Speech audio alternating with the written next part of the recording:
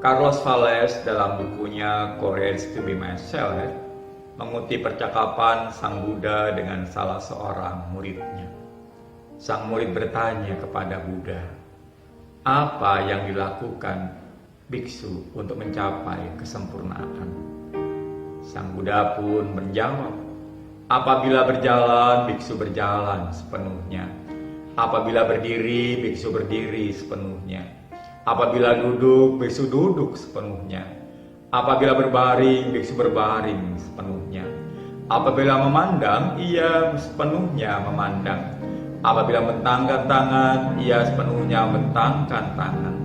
Apabila mengenakan pakaian, ia sepenuhnya mengenakan pakaian. Dan begitu pula apabila ia makan, minum, mengunyah, mencecap, ataupun melakukan tindakan-tindakan lain, ia melakukan apa yang sedang ia lakukan dengan sepenuhnya, dengan memahami tindakan itu secara sempurna.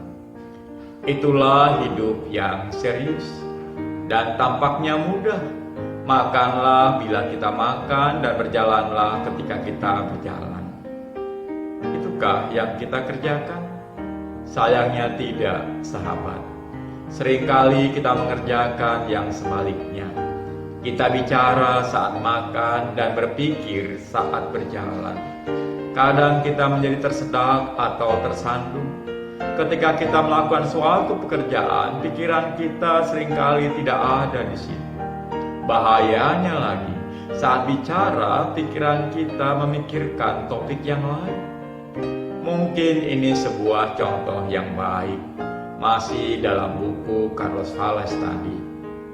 Seseorang naik taksi, dan ketika naik taksi tanpa disadarinya kakinya mengambang dan badannya agak membungkuk ke depan.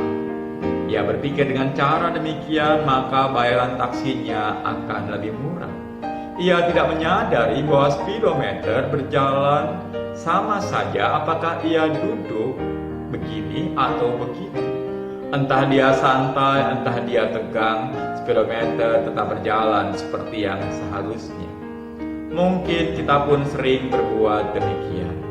Sewaktu naik taksi, kita duduk seperti orang yang sedang naik motor. Ketika waktunya belajar, kita malah berpikir untuk main-main. Dan ketika bermain, kita tidak serius dalam bermain. Kita malah ingat dengan pelajaran kita. Pada waktu bekerja, pikiran kita menghayalkan indahnya tidur siang.